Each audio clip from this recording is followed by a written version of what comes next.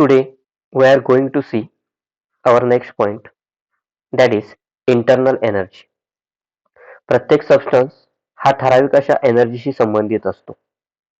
ही जी energy त्या substance मध्ये साठवलेली असते तिला त्या सबस्टन्सची इंटरनल एनर्जी असं म्हटलं जातं. Internal energy is denoted by capital letter U. Internal energy is the grand total energy of the substance. म्हणजेच सबस्टन्सशी संबंधित जेवढ्या एनर्जीज असतात त्या सर्व एनर्जीची बेरीज म्हणजेच त्या सबस्टन्सची इंटरनल एनर्जी होय. मग त्या एनर्जीज कोणत्या? तर kinetic energies of all the particles of the system, potential energies due to force of attraction between these particles, kinetic and potential energies of nucleus and electrons in the particles. म्हणजेच system मधील प्रत्येक पार्टिकलशी संबंधित kinetic आणि potential एनर्जीच्या value एकत्र केल्यानंतर जी काही total value मिळते तिला इंटरनल एनर्जी असे म्हटले जाते.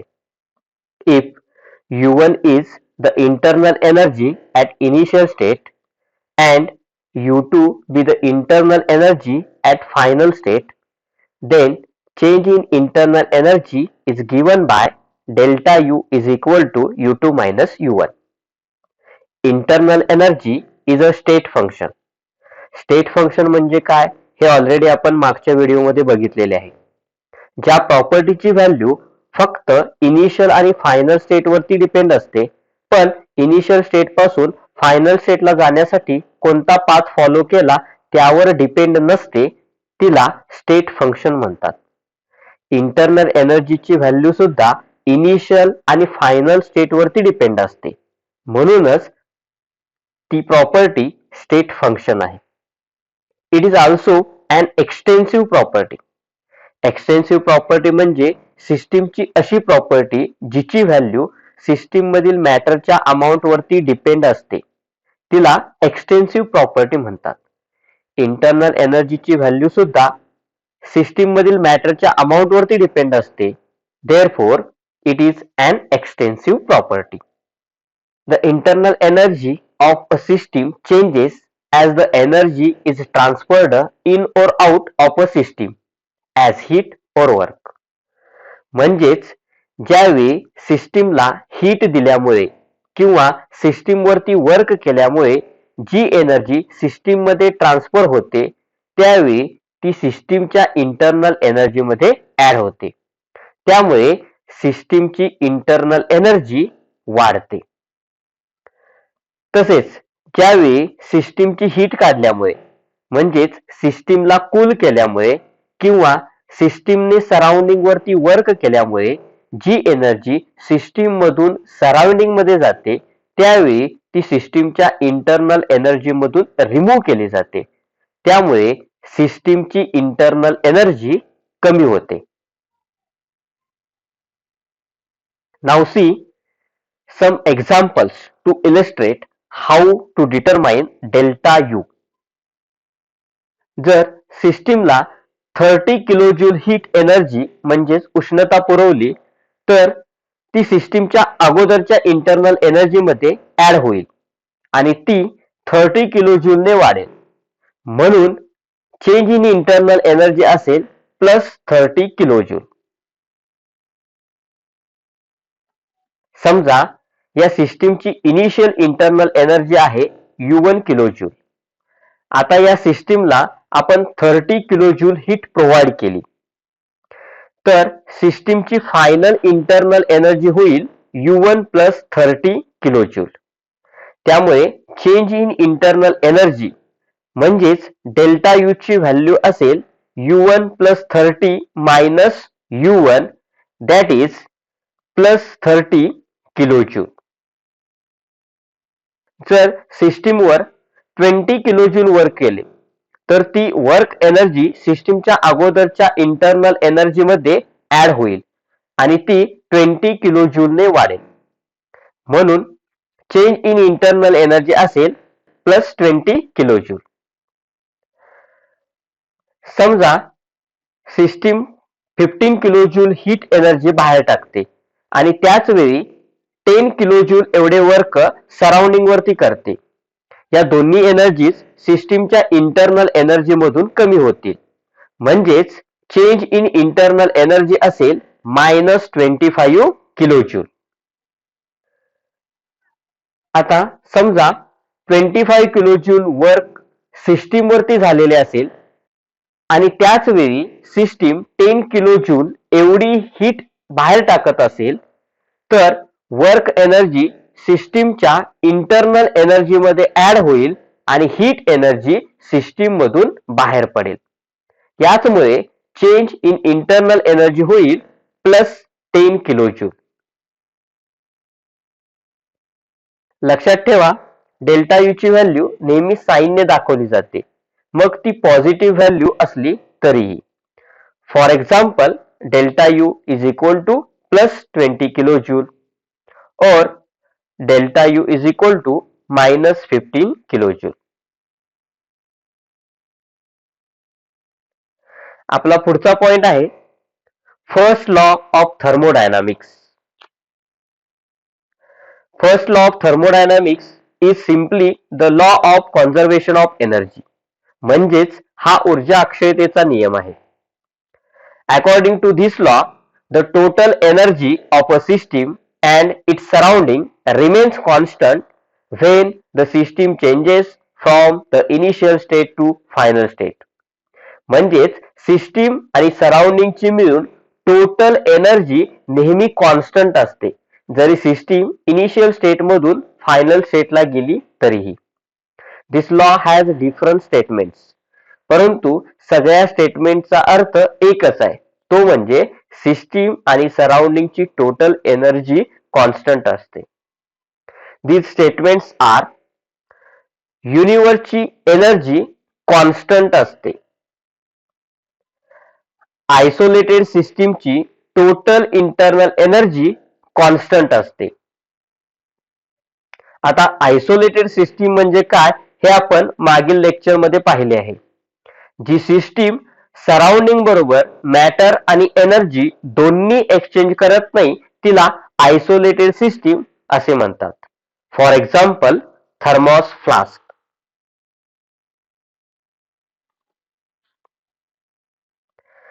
एनर्जी निर्माणही करता येत नाही आणि नष्टही करता येत नाही, पण ती एका प्रकारातून दुसऱ्या प्रकारात रूपांतरित मात्र होते. म्हणजेच ज्यावेळी एका प्रकारची एनर्जी दिसेनाशी होते त्यावेळी तेवढ्याच प्रमाणात दुसऱ्या प्रकारची एनर्जी दिसून येते.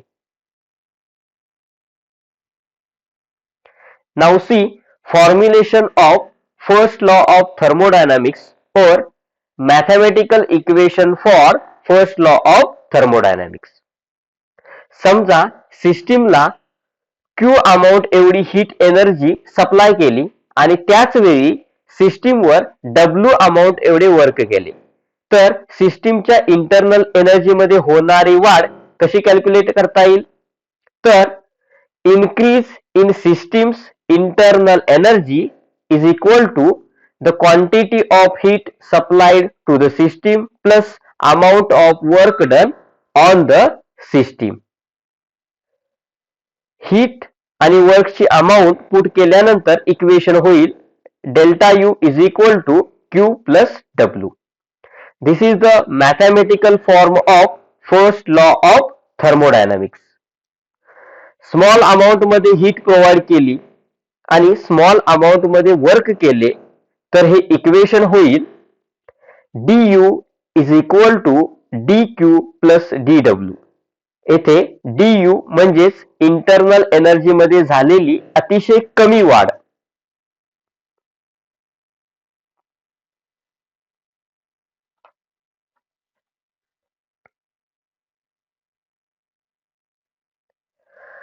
आता आपण पाहणार आहोत फर्स्ट लॉ ऑफ थर्मोडायनामिक्सचं इक्वेशन वेगवेगळ्या प्रकारच्या प्रोसेस साठी कसे असेल. First process is isothermal process. या प्रोसेसमध्ये सिस्टीमचं टेम्परेचर कॉन्स्टंट असतं. सिस्टीमची इंटरनल एनर्जी ही सिस्टीमच्या टेम्परेचर वरती डिपेंड असते. टेम्परेचर कॉन्स्टंट राहतं म्हणजेच इंटरनल एनर्जी सुद्धा कॉन्स्टंटच असणार, म्हणजेच चेंज इन इंटरनल एनर्जी असेल 0. आता ही डेल्टा यू ची व्हॅल्यू फर्स्ट लॉ ऑफ थर्मोडायनामिक्सच्या इक्वेशन मध्ये पुट करू. Now equation becomes Q is equal to minus W. हे इक्वेशन काय सांगतं, तर सिस्टीमने ऍब्झॉर्ब केलेली सगळीच्या सगळी हीट सिस्टीम कडून सराउंडिंग वरती वर्क करण्यासाठी वापरली जाते. इक्वेशन थोडस रिअरेंज करू. W is equal to minus Q. हे इक्वेशन काय दाखवतं, तर work done by the system on its surrounding releases heat into surrounding, म्हणजेच सिस्टीमची हीट कमी होते. Now second process, that is adiabatic process. या प्रोसेस मध्ये सिस्टीम आणि सराउंडिंग मध्ये हीट एनर्जी एक्सचेंज होत नाही, म्हणजे सिस्टीम हीट ऍब्झॉर्ब पण करत नाही आणि हीट रिलीज पण करत नाही.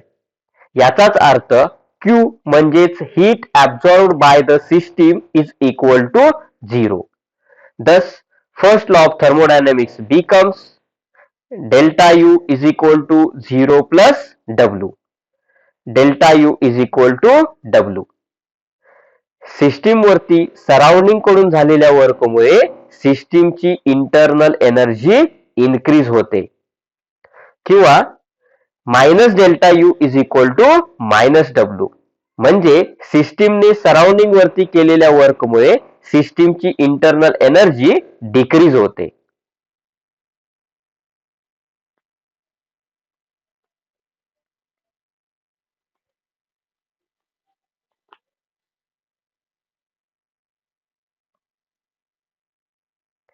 Then third process is isocoric process. Pressure volume वरचं इक्वेशन आहे W is equal to minus P external into delta V. W ची व्हॅल्यू फर्स्ट लॉ ऑफ थर्मोडायनामिक्सच्या इक्वेशन मध्ये पुट करू. त्यामुळे इक्वेशन होईल delta U is equal to Q minus P external into delta V. आपल्याला माहितच आहे की क्लोज्ड व्हेसल असेल तर सिस्टीमचा व्हॅल्यू नेहमी कॉन्स्टंट राहतो. For example, boiling of water in closed vessel ही आयसोकोरिक प्रोसेस आहे. या प्रोसेस मध्ये वॉटरचा व्हॅल्यू शेवटपर्यंत कॉन्स्टंट राहतो. That is change in value is equal to 0. Hence above equation becomes delta U is equal to Q minus P external into 0. Delta U is equal to Q, or we can write delta U is equal to QV. V subscript जो आलाय तो constant volume साठी आहे. हे equation काय दाखवतं, हा internal energy मध्ये चेंज झालाय तो सिस्टीमने व्हॅल्यूम कॉन्स्टंट असताना ऍब्झॉर्ब केलेल्या हीट मुळे होतो. इथे लक्षात ठेवा, ओनली Q मीन्स हीट हे स्टेट फंक्शन नाहीये, तर ते पाथ फंक्शन आहे. परंतु QV म्हणजेच heat absorbed at constant value हे स्टेट फंक्शन आहे, कारण U म्हणजेच इंटरनल एनर्जी हे स्टेट फंक्शन आहे.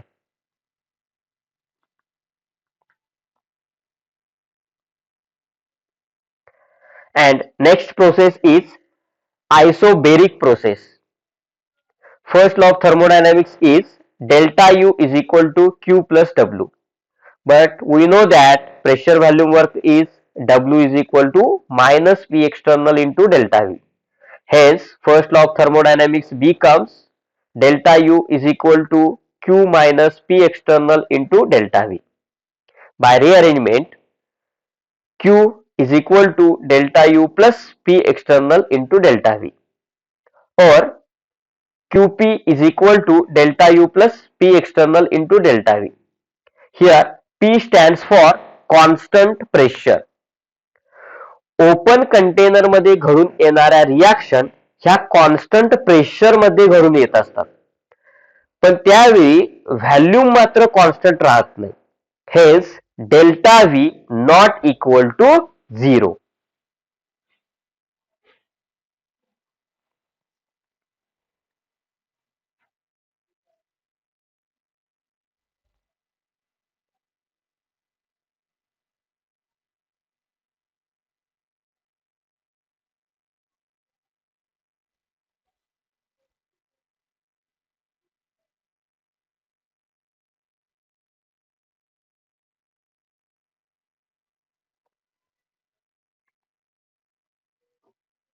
QP is also equal to delta H, that is change in enthalpy. आता एन्थाल्पी म्हणजे काय ते आपण पुढच्या लेक्चरमध्ये पाहणार आहोत. लक्षात ठेवा, आपण बघितलं की Q म्हणजेच हीट हे स्टेट फंक्शन नाही, परंतु QP हे स्टेट फंक्शन आहे, कारण एन्थाल्पी हे स्टेट फंक्शन आहे.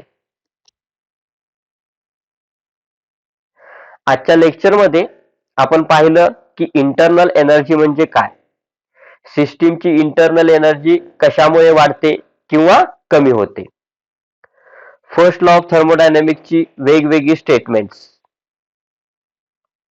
फर्स्ट लॉ ऑफ थर्मोडायनॅमिक्सचं मॅथमॅटिकल इक्वेशन, त्याचबरोबर फर्स्ट लॉ ऑफ थर्मोडायनॅमिक्सचं इक्वेशन वेगवेगळ्या प्रोसेससाठी काय असेल. Thank you for watching this video. Okay, then see you again in our next lecture.